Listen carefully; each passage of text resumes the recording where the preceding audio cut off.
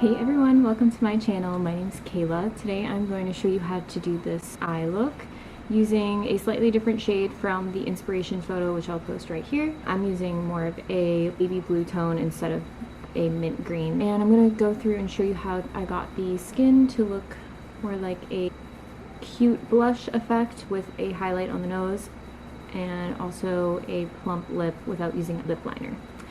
So stay tuned and let's get to it.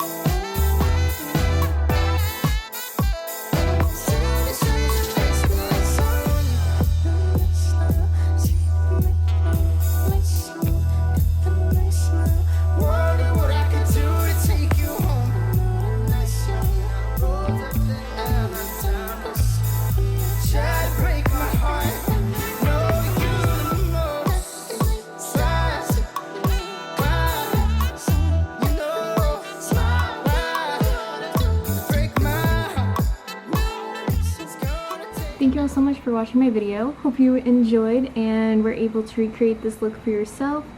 Feel free to use any other color combinations you might have. Thank you all for watching, like and subscribe.